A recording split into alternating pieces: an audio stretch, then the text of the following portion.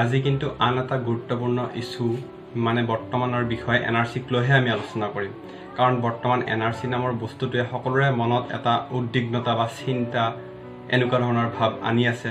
ধৰক কাৰোবাৰ নাম অহা নাই, কিয় অহা নাই, কি কৰিম, বা ধৰক কাৰোবাৰ নাম আহিছে, পৰিয়ালৰ কোনোবাজনৰ আহিছে, কোনোবাজনৰ থাকি গৈছে, তেওঁলোকে কি কৰিব লাগিব, বা কোনোবাজনৰ নাম আহিছে কিন্তু ভুলকৈ আহিছে, তেওঁলোকে কি কৰিব লাগিব, বা কাৰোবাৰ মনত লাগিছে যে এইজন সন্দেহজনক নাগৰিক, তেওঁৰ নাম কেনেকৈ আহিল, তেতিয়াহ'লে আমি কি কৰিম এইটো জানিব লাগিব। তাৰ বাবে কিছুমান পদ্ধতি বা প্ৰচেছ আছে, যিখিনি কথা এনআৰচিৰ ৱেবছাইটতো আছে, কিন্তু মই এইখিনি কথাকে ভিডিঅ'ৰ ৰূপত আপোনালোকক জনাই দিছোঁ।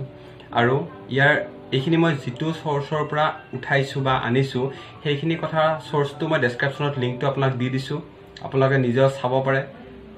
ভালদৰে চাওক ভিডিঅ'টো, ভাল লাগিলে লাইক কৰক আৰু শ্বেয়াৰ কৰক সেইসকল লোকক, যিসকল লোকৰ বাবে বৰ্তমান সময়ত এইটো ভিডিঅ'ৰ যথেষ্ট প্ৰয়োজন, আৰু তেওঁলোকক সহায় কৰক যাতে তেওঁলোকে গম পায় এইটো কৰিলে এই ধৰণে আমি আগবাঢ়িব পাৰিম।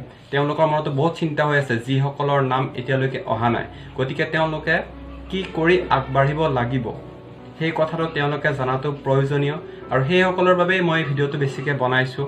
আৰু আপোনালোকেও ভিডিঅ'টো শ্বেয়াৰ কৰি তেওঁলোকৰ মাজলৈ লৈ যাওক আৰু মোৰ চেনেলটো ছাবস্ক্ৰাইব কৰক, যাতে আগন্তুক সময়ত এনেকুৱা ভিডিঅ' আপোনালোকে পাই থাকে। আপোনালোকক সহায় কৰিব পালে ময়ো ভাল পাওঁ। এতিয়া আহক প্ৰচেছটো আমি চাওঁ যে আমি কিদৰে কি কৰিব লাগিব, সেইটোৱে আহক চাওঁ। এতিয়া এনআৰচিৰ ক্লেইম কি? এনআৰচিৰ ক্লেইম সেইসকলৰ বাবে যিসকলৰ নাম এতিয়ালৈকে অহা নাই আৰু তেওঁলোকে 1971 চন 24 মাৰ্চৰ আগৰ যিকোনো ডকুমেণ্টছ দি তেওঁলোকে ইয়াৰ বাসিন্দা হোৱাটো প্ৰমাণ কৰি তেওঁলোকে নিজৰ ডকুমেণ্টছ ছাবমিট কৰিব পাৰে, আৰু তেতিয়া তেওঁলোকৰ নাম আহি যাব।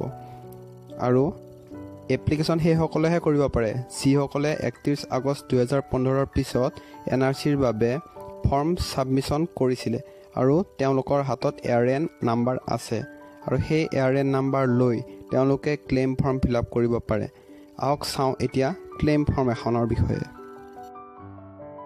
এইটো হৈছে ক্লেইম ফৰ্মৰ ছাইট, য'ত আপুনি আপোনাৰ নাম, mobile number, ARN, member ID সকলোখিনি ভৰাব লাগিব।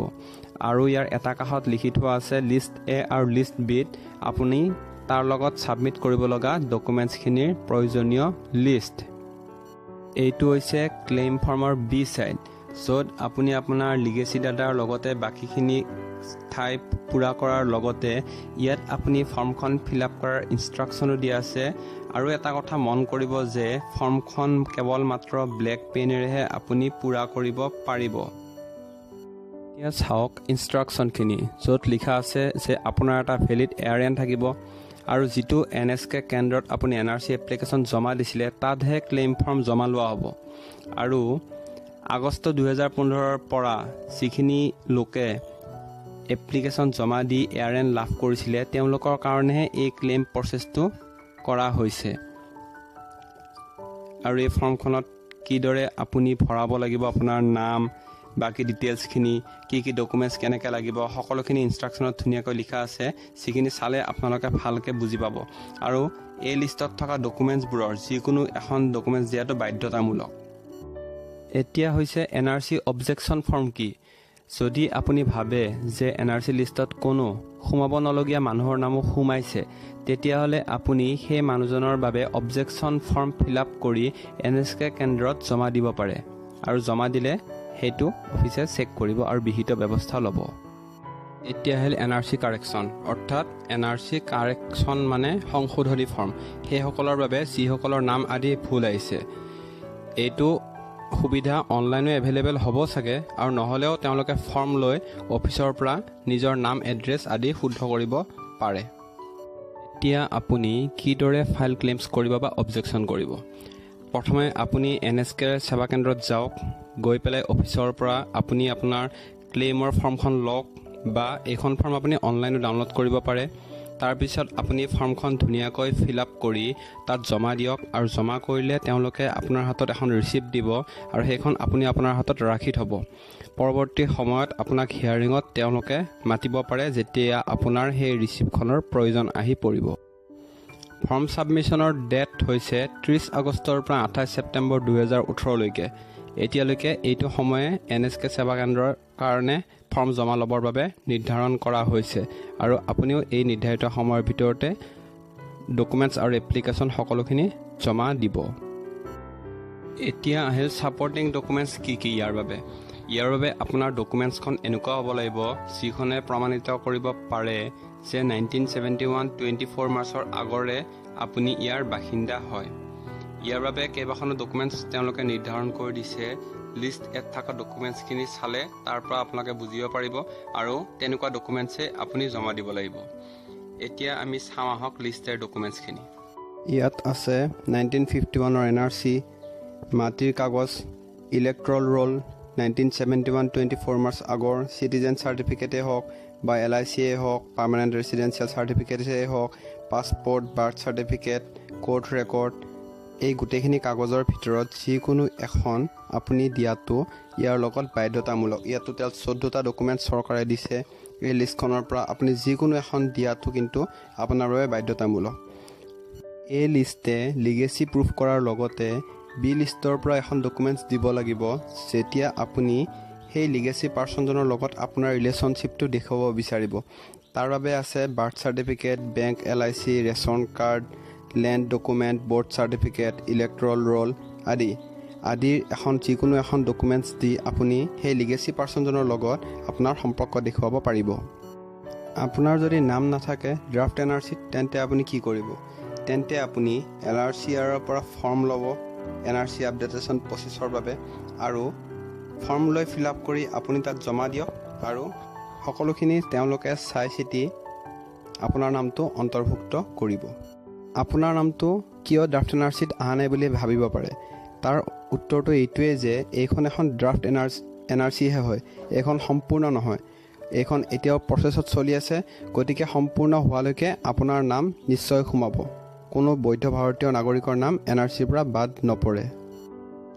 এতিয়া আপুনি সেই ক্লেইমৰ ফৰ্মখন বা অবজেকশ্যন এপ্লিকেশ্যনখন জমা দিয়াৰ সময় হৈছে 30 আগষ্ট 2018 পিছৰ আপুনি ক্লেইম কৰিব পাৰিব NSK কেন্দ্ৰত গৈ পেলাই। এতিয়ালৈকে আপুনি ফৰ্মখন আৰু তাত লগত জমা দিবলগীয়া ডকুমেণ্টছবিলাক আৰামছে ৰেডি কৰি লওক।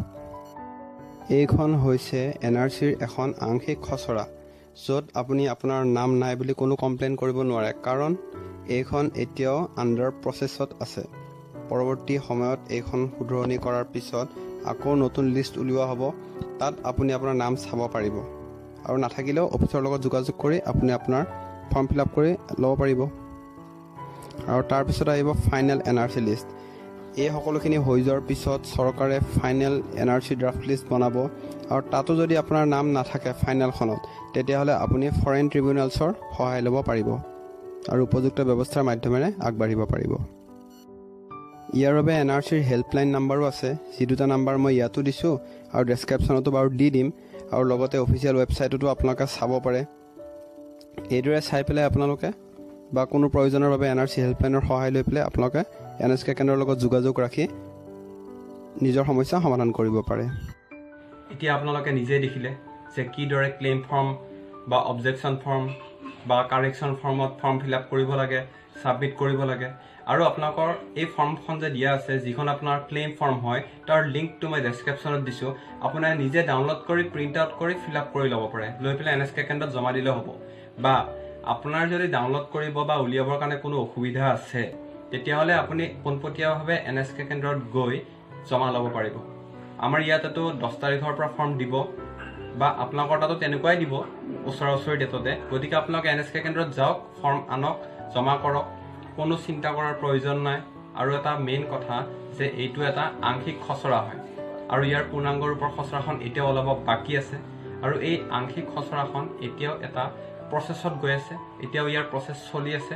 আৰু প্ৰচেছটো চলি আছে কাৰণে ইয়াত যদি কোনো ধৰণৰ আপোনাৰ নাম ভুল আছে বা ভৰাব লগা আছে, তেতিয়াহ'লে আপুনি আপোনাৰ নামটো ইয়াত শুদ্ধকৈ ভৰাব পাৰিব।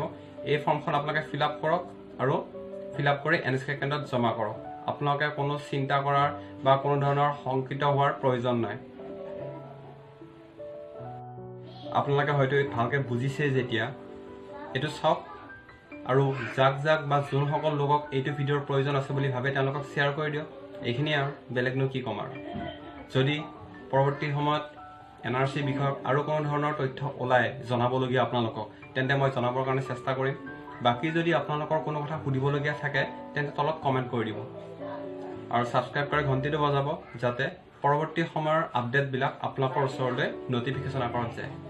এইটোৱেই, ধন্যবাদ।